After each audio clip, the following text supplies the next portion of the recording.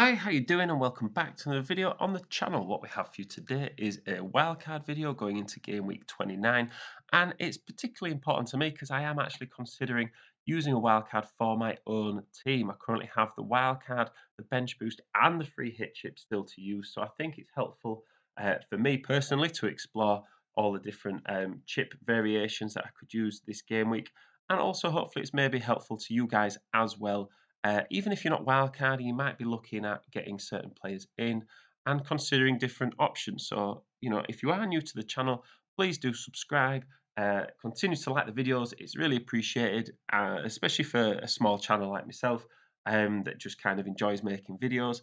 So let's get into it. Now, first of all, what we need to look at is teams to consider getting players from. And we're going to start with Liverpool. Now, although they've got a tough double coming up, I do quite like the fixtures after that. We have to remember that Liverpool is a tough game for Man City and Chelsea as well. Although they're both games are away, it's kind of not going to be as one-sided as possible, as it possibly could be. You've got to think, if you're getting players from Man City and Chelsea and they're playing Liverpool at home, you'd also be like, "Oh, hang on a minute, they're playing Liverpool, that's gonna be tough."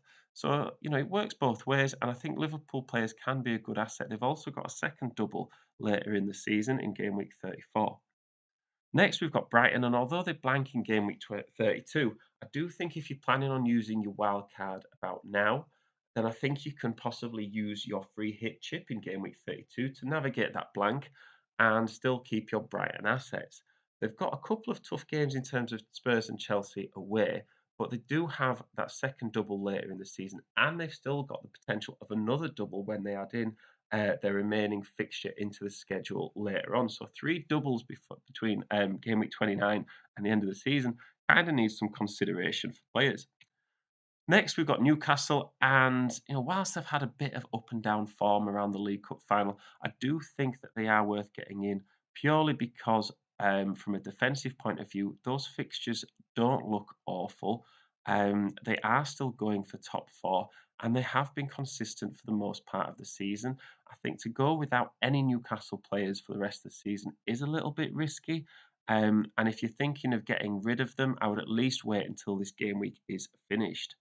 On to teams to avoid, and we're going to start with West Ham. Now, although they have two doubles coming up, and the initial double now is both games at home, I do think those fixtures are tough. They've got Fulham and Bournemouth, but both those games are away. You'd like them to be at home. And they've got Arsenal and Liverpool, and you'd kind of think, well, if you're going to play them, you'd rather have them be away and the Fulham and Bournemouth games be at home, and then at least you could maybe get a bit of a points haul for those home games and then sub them against Arsenal and Liverpool. The second double that they've got is tricky as well with both away games. So I think if you are planning on getting using your free hit this game week, I'd maybe say, yeah, get a couple of West Ham players in. But in terms of long term, I'd say don't be tricked by getting them in and also be aware that those nice fixtures that they might have are away from home. Next up, we've got Fulham, and if Mitrovic wasn't due a massive suspension, I would say get Fulham players in, someone like Mitrovic, someone like Pereira, maybe even Willian, because those fixtures do look good, at least up until that dodgy looking double that they've got against Man City and Liverpool. But now Mitrovic is due to be suspended for these games. Unless you want to take a bit of a cheap risk on someone like Solomon or keep Pereira in your team, I'd probably stay away from them. They're the sort of team that have had a good run of the season, but they're not quite going to get into Europe and they're not getting relegated. So players in these teams do tend to take the foot off the gas as you get nearer to the end of the year. Same could kind of be said for Brentford. Now, I think if you've got Brentford players, you're not necessarily inclined to chuck them right now, especially someone like Tony. I know people are kind of like, oh, Tony's due like a yellow card suspension, or he's due to be suspended for his off the field business. And I think until that actually happens, you kind of just got to ride that wave.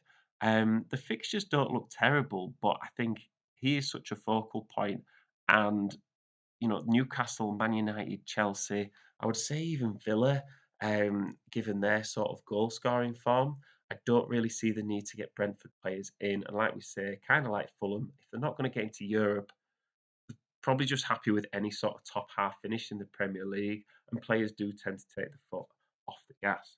So let's get into my potential wildcard team here. Just whilst we get the team on the board, I'm just going to talk about the pros and cons. But I do think like a pro for me wildcarding in my team is that I actually might not have a goalkeeper for this game week. I've currently got Fraser Forster and Danny Ward. Now Ward has kind of lost his place to Everson, who we've added in here. And Fraser Forster's got Lloris coming back. Lloris actually played a reserve team fixture game this game week. So he's, Fraser Forster, whilst he's been fantastic value for money, especially with his penalty saves, he's not really a long-term solution for me. I could also set the team up for the rest of the season. The team here is not only good for this game week, but they also have quite a lot of players that double in game week 34 as well. Players from teams like Brighton, Liverpool, even got Man City, Man United players in as well. Um, and kind of at the moment, a few of my players have got knocks in my team, like James, Haaland, and Rashford. And although I've got Haaland and Rashford in here, it's my bench is a bit more set up to kind of cope with that. I think with a couple of other players having doubles. So the bench boost is off the table for me at the moment, unless those knocks change. The cons for wildcarding, the negatives, is like I say, Haaland, Rashford, James, they might be fit come the deadline. So if that's the case, I probably won't wildcard. I'd just stick with the team I've got and wildcard in game week 30. And I could still get 11 decent players this game week. Um, or just use my one transfer on the goalkeeper. I could actually get someone like Allison in because I've got 2.5 million in the bank, so that could be used there. And yeah, I do think as well, if you're gonna thinking of bench boosting this game week, I think unless your bench is having double game weeks, all three of them, it doesn't really matter when you do it.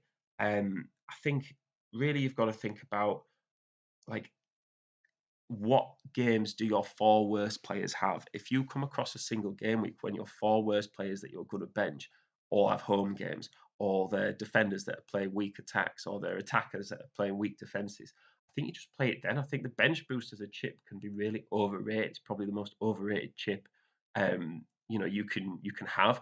I look back in some of the game weeks I've had this season, and I've had like 20 points on my bench like for like 3 game weeks.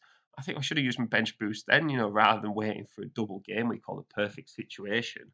So it's really hard to predict. So don't put too much pressure on the bench boost in particular. This team compared to my actual team is I've made 7 transfers.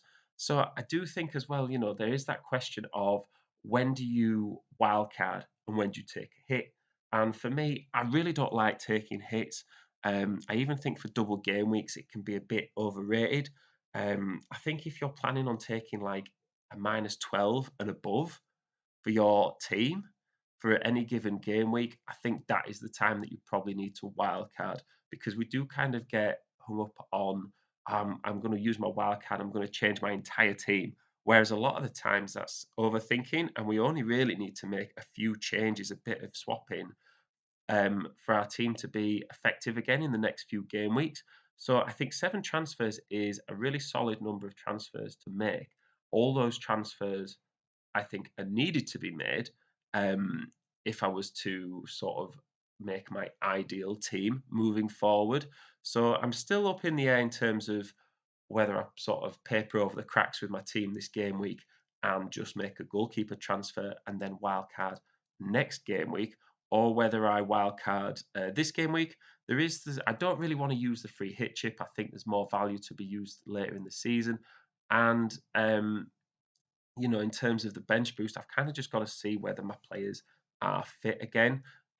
So yeah, hopefully this has helped you a little bit with your own transfer thoughts. I do think all these players have good value for the rest of the season.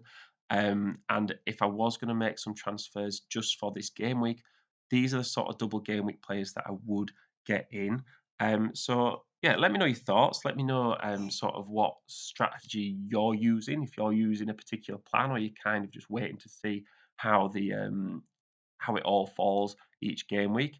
Thank you very much for listening and the support on the channel. Please do subscribe if you are new, and why not like the video if you've been here for a while and you've made it to this point in the video? Then surely it's probably given you some sort of advice, or maybe it's given you some tips that you think I'm not going to go anywhere near that. In which case, fair enough.